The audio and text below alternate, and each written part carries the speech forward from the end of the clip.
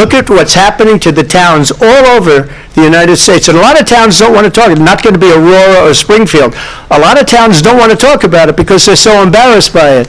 In Springfield, they're eating the dogs, the people that came in. They're eating the cats. They're eating the pets of the people that live there.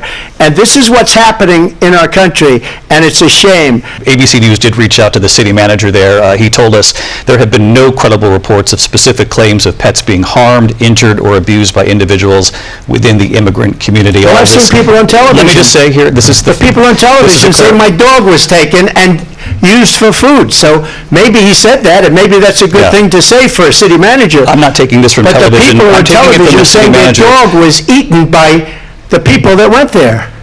Again, the Springfield city manager says there's no evidence of that. Vice President Harris, I'll let you respond to the rest of what you've heard. You talk about extreme.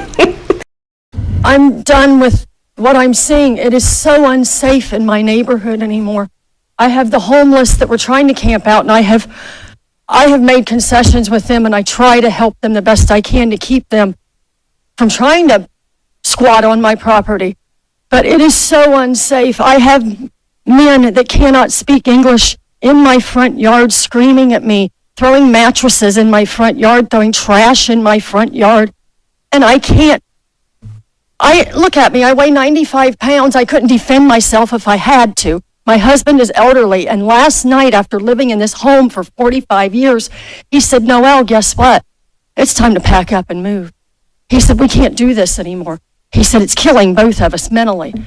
I don't understand what you expect of us as citizens.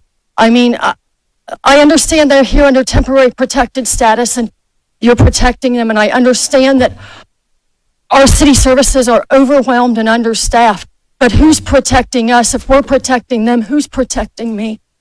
I want out of this town. I am sorry. Please give me a reason to stay. You guys are just sitting up there and suicide. Like, I really challenge you guys to get out here and do something. These Haitians are running into trash cans.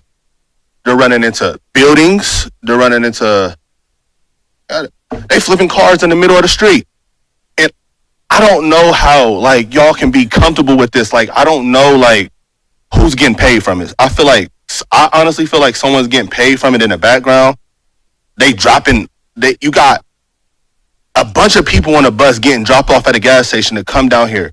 I know a single mom that FaceTimed me this morning at the welfare office that really need something. And it's nothing but immigrants over there. They're in the park grabbing up ducks by their neck and cutting their head off and walking off with them and eating them, like, and it's going to get bigger and it's only going to get worse. And y'all sitting up there in these chairs, all y'all need to get out here and do something. Y'all making hundreds of thousands of dollars. Y'all need to put on a t-shirt and some Crocs, and then y'all need to come out here in these streets, and y'all need to go out here and I'm out here before the police is. Like, y'all need to do something, bro. Y'all really got to stand on business. Y'all getting paid all this money just to wear a suit and sit in a chair. I think it's crazy, bro. That's where they come from, and that's what they do. That's their country. I don't know what they got going on over there, but they can't do that over here. And if y'all just getting paid from it and then y'all ain't doing nothing about it, I think that's super weird, bro. Y'all got to stand on business. Y'all got to really, like, step up. Like, it's lame, bro. Like, for real. Thank you for your comments. Thank you. Driving around Springfield, I was looking at the giant holes in some of our buildings. I noticed all of the old familiar spots bearing new signs in an unfamiliar language. I watched as groups of strangers walked around the city like lost tourists, and it was like a punch in the gut. A terrible sadness came over me, and I began to cry. I immediately started to think back to when I was little, walking from my grandma's house on South Fountain through downtown and all the way to Snyder Park. I feel like we have been invaded by some sort of pest. I'm angry that my friends and family are packing up and moving away. I'm angry that foreigners are using up the resources that were set up for the Americans that reside here. I'm angry that another country's flag was being flown in our city. I'm angry when I see our businesses and recreational areas littered with garbage left by people that do not know or understand our laws and culture and are making no attempt to learn about them. And let me be clear, this is not about race. This is about people being given the privilege of coming here from another country and having no respect for our people, our land, or our life's work. People living their life here the way they did in Haiti, angry, stealing, polluting, living in filth, and acting like animals.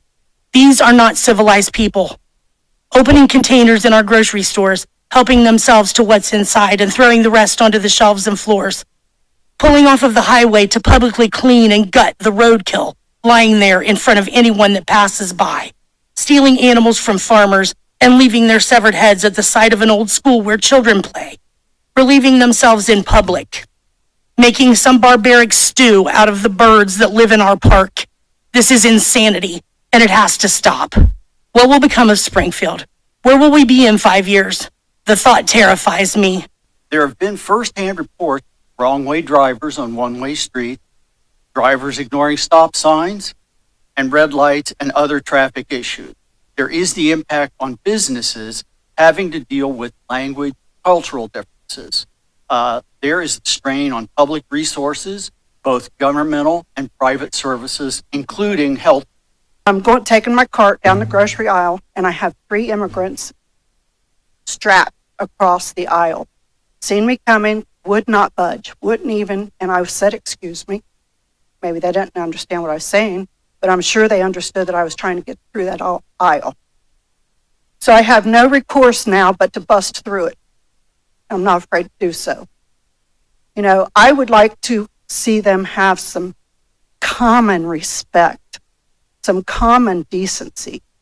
Do not try to bully your way through Springfield, Ohio. It's not going to work out well.